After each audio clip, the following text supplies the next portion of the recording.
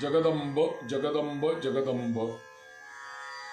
नवरात्र में या तो हमारे घर में कभी भी देवी भगवती का जो परम ग्रंथ है चंडी सप्तशती का, दुर्गा सप्तशती का, उसी का हम पारायण करवाते हैं। तो उसमें क्या होता है, तो 700 श्लोक आते हैं। सप्त यानी 7 और शत यानी 100, तो 700 श्लोक जिस ग्रंथ में आते हैं उसी को सप्तशती बोलते हैं। तो ये दुर्गा सप्तशती में 700 श्लोक है, उसका विभाजन पहले तो 3 चरित्रों में किया गया है। तो पहला एक चरित्र होता है उसको बोलते हैं प्रथम चरित्र, बीच वाला जो होता है उसको बोलते हैं मध्यम चरित्र, और अंतिम जो चरित्र होगा उसको बोलते हैं उत्तम चरित्र। तो 700 श्लोक हो गए, 3 चरित्र का में उसको विभाजन किया, और भी 3 चरित्रों को फिर 13 अध्याय में विभाजन कर दिया। तो हर एक अध्याय का अलग सा फल है, और दुर्गा सप्तशती का यदि पूरा पारायण करेंगे हम तो उसका अगणित पुण्य और अगणित फल हमें प्राप्त हो जाता है।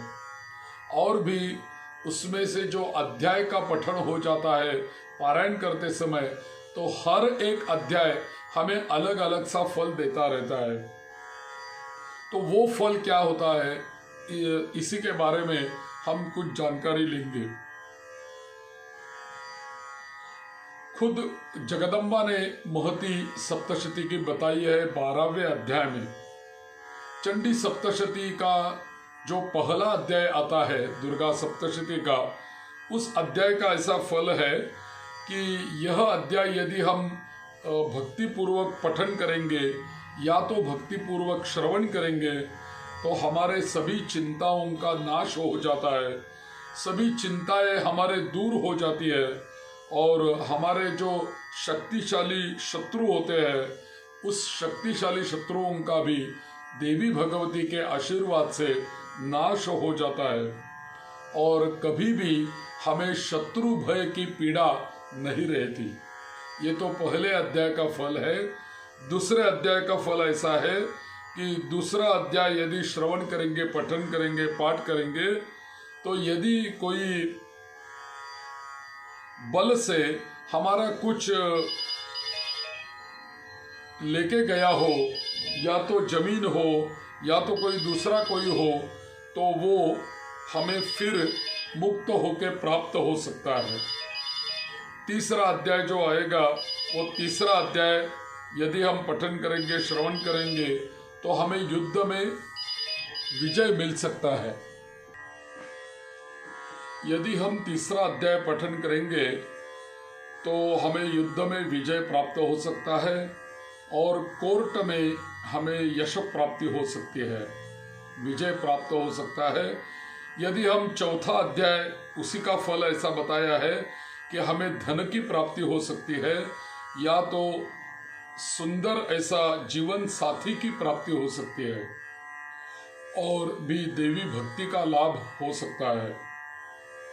5वां अध्याय जो है, वो 5वां अध्याय यदि हम पठन करेंगे, श्रवण करेंगे, तो हमारी भक्ति बढ़ेगी, और भी हमारा सभी प्रकार का भय नष्ट हो जाएगा। और हमें भी यदि कोई दुस्वप्न आते हैं तो उस दुस्वप्नों का नाश भी हो सकता है, और भूत बाधा, प्रेत बाधा ये नष्ट हो सकते हैं। 6वां अध्याय जो होता है उसका फल ये है कि सभी संकटों का नाश होता है, और हमारी सभी कामनाओं की पूर्ति हो जाती है। 7वां अध्याय जो है, वो 7वां अध्याय यदि पठन करेंगे तो जो कोई हमारी गुप्त कामनाएं हैं वो तो पूरी हो सकती है। 8वां अध्याय जो है, उससे हमें धनलाभ हो जाता है, और सबके ऊपर हमारा एक वर्चस्व प्रस्थापित हो जाता है। 9वां अध्याय जो है, वो उसका फल ऐसा है कि जो कोई हमारा कहाँ पे गुम हो गया है तो हमें वो प्राप्त हो जाता है, धन संपदा प्राप्त हो सकती है। और भी 10वें अध्याय का फल ऐसा है, आप्त स्वकीय जो हमारे होते हैं वो कहीं बेपत्ता हो गए हैं तो वो फिर घर में वापस आ सकते हैं और हमारे बच्चों का सुख हमें वंश में प्राप्त हो जाता है, यानी संतान सुख प्राप्त हो जाता है। और भी 11वां अध्याय जो है वो उसका फल है, हमारे धंधा और कारोबार में बहुत लाभ हो सकता है और हमारे जो ऋण है वो ऋण परिहार हो सकता है, कर्ज मुक्ति हो सकती है और हमें सुख संपत्ति का लाभ हो सकता है।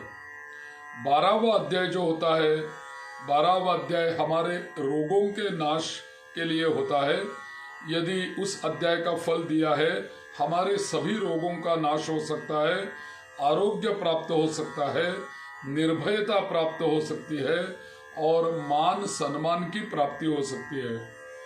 और 13वां अध्याय जो होता है वो 13वां अध्याय का यदि हम पठन करेंगे, श्रवण करेंगे तो माता का आशीर्वाद हमें प्राप्त हो सकता है, धन संपदा प्राप्त हो सकती है और सुख समृद्धि की प्राप्ति हमें हो सकती है। ऐसे ये 13 अध्याय दुर्गा सप्तशती के बहुत महत्वपूर्ण है, उसी का पठन करने से हमें बहुत सारा फल मिलता है। तो जरूर नवरात्र के महोत्सव में देवी भगवती का ये दुर्गा सप्तशती पारायण हमारे घर में होना चाहिए, हमारे लिए होना चाहिए। तो जरूर इसी का विचार करें और आप सभी लोगों को देवी भगवती का आशीर्वाद मिल जाए और देवी भगवती के आशीर्वाद से सभी मनोकामनाओं की पूर्ति हो जाए और ऐसे ही कृपा बनी रहे। जगदम्ब जगदम्ब जगदम्ब।